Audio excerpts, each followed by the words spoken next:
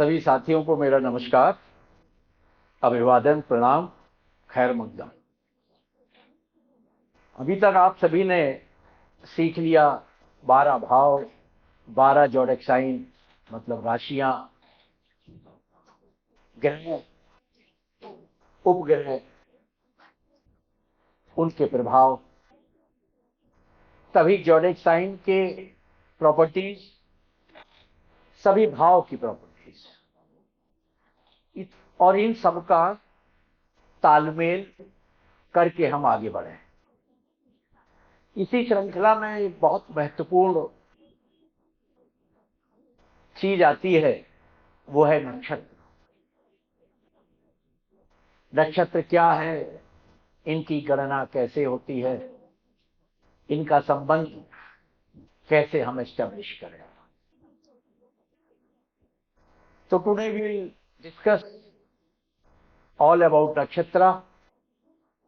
However, this is not possible in one session, but gradually we will be moving towards each and every nakshatra phases wise.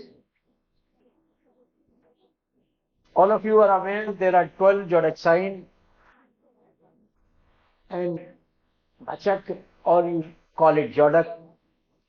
It is of 360 degree, and if you divide 12 signs or 12 bhavas, it comes equal. मतलब एक राशि की degree या राशि का मान या एक भाव का मान 30 डिग्री है, और 360 डिग्री में जो कुल नक्षत्र होते हैं वो है 27 नक्षत्र। और अगर हम 360 डिग्री को 27 से डिस्ट्रीब्यूट करें, डिवाइड करें, तो 3 डिग्री 20 मिनट का एक चरण आता है। एक नक्षत्र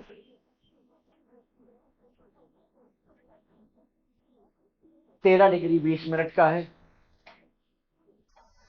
तो इस प्रकार एक राशि में 2.25 नक्षत्र होते हैं। 13 डिग्री 20 मिनट का एक नक्षत्र, दूसरा नक्षत्र 13 डिग्री 20 मिनट का 26 डिग्री 40 मिनट हुआ, और फिर तीसरा नक्षत्र 1/4 एक जोड़क साइन में, पहले जोड़क साइन में आएगा। इस प्रकार ये हो जाता है 30 डिग्री। तो अभी आप सिर्फ ये समझें कि एक नक्षत्र 13 डिग्री 20 मिनट का, उसके 4 चरण, और एक चरण 3 डिग्री 20 मिनट का। तो start with, all of you are aware, the first zodiac sign is Aries, or in Hindi we call it Mesh, and the lord of the Mesh is Mars. You are also aware there are 2 houses, or you can say there are 2 zodiac signs whose lord is Mars. First is Aries and another is Scorpio. In Hindi we call it पहला मेष और दूसरा वृश्चिक राशि। इन 2 राशियों का स्वामित्व मंगल के पास है। तो हम नक्षत्र प्रारंभ करते हैं। नक्षत्रों की जो श्रृंखला है वो श्रृंखला प्रारंभ होती है केतु से। पहला नक्षत्र केतु का, दूसरा शुक्र का, तीसरा सूर्य का, चौथा चंद्रमा का, पांचवा मंगल का, छठा राहु का, सातवां गुरु का, आठवां शनि का, और नवा बुध का। ये श्रृंखला है या सीक्वेंस है नक्षत्र की। पहला जो नक्षत्र है बहुत इंपॉर्टेंट है, अश्विनी नक्षत्र है।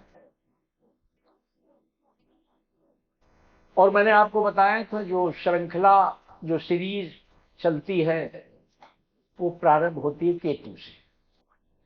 इसका मतलब ये हुआ कि लॉर्ड ऑफ अश्विनी नक्षत्र is Ketu. Second thing, this nakshatra is in zodiac sign Aries. Third point is 0 degree to 13 degree 20 minutes in Aries. The nakshatra would be Ashwani. पहला नक्षत्र आपको मैंने न्यूमरोलॉजी के माध्यम से भी बताया था. The number 1 is sun. The number 1 is leader. The number 1 is independence. Number 1 is initiative taker. Number 1 is proud leader, bit cruel. Ashwini के ग्रंथों से पता लगता है कि अश्वनी गॉड के जो ईश्वर थे, देवता थे, उनके फिजिशियन थे. जो नक्षत्र जिसके नामकरण पर जिसका नाम हुआ, he was physician to God. Now you try to correlate the properties of that physician who was to God. वो स्वयं जानता है what precaution he should take. उसका खान पान कैसा हो, उसका व्यवहार कैसा हो, उसकी दिनचर्या कैसी हो. जब वो जानता है तो उसका इम्पैक्ट जो आएगा, he would be very energetic. बहुत ऊर्जा होगी उसमें, ऊर्जावान होगा, हमेशा एक्टिव होगा. आप स्वयं भी, आप लोगों ने यह अनुभव किया होगा, those who are very energetic, all the time they are active. That they get up in the morning until they go to the bed, they are always very, very active. And this activeness is because of wonderful energy they have. अगर इन दोनों को गुणों को अगर हम देखें तो do not find these properties are of Mars, who is also the lord of Aries, where this nakshatra is based. The third property, what we feel it is, बड़ी मिस्टीरियस सी पर्सनैलिटी है, सीक्रेट सा, रहस्यमयी है. अब रहस्यमयी प्रकृति आप लोग खुद ही जानते हैं. Whenever we talk about Rahu, it is expansionist, expand करता है, दिखाता है बहुत. और if it is केतु, ये अपने आप में समेट लेता है.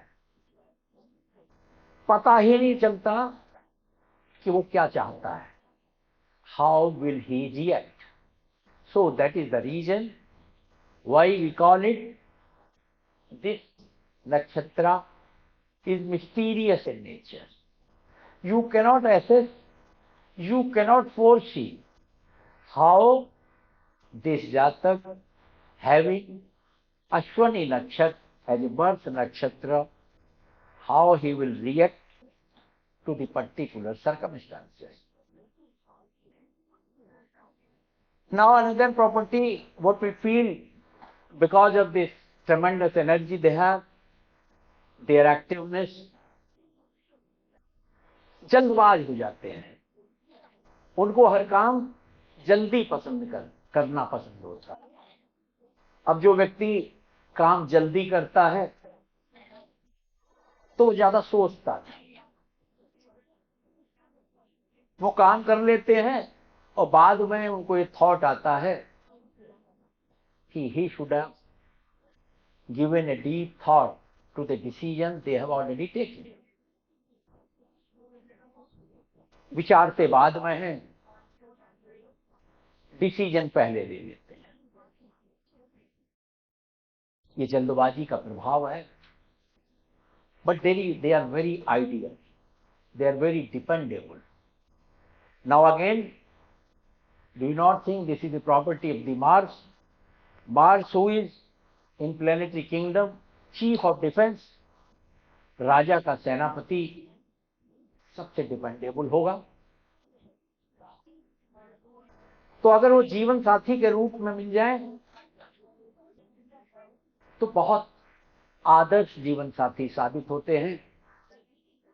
And he or she is a friend to whom you can rely upon, to whom you can depend upon. जब जीवन साथी डिपेंडेबल मिल जाए, रिलायबल मिल जाए, आइडियल मिल जाए, तो जीवन अपने आप में अच्छा होगा. That is why we call their married life is normally very good. They are very independent. Again, this is due to the properties of the Mars. They are wilder in nature. They get very aggressive too. But because of the property of Ketu, it goes and it comes out only when they wish to. Because their nature is, you cannot possess. They are very secretive, they are very confidential, they are very mysterious.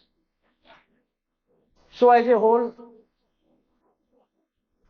it is not possible for someone to learn each and every property of each and every nakshatra, but you need to be very logical, you need to be very correlative in terms.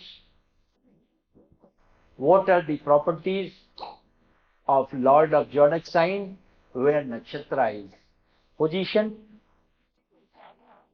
and who is Lord of that nakshatra? And the third is, what is the story behind this? अगर आप इन तीनों बातों को correlate कर लेंगे,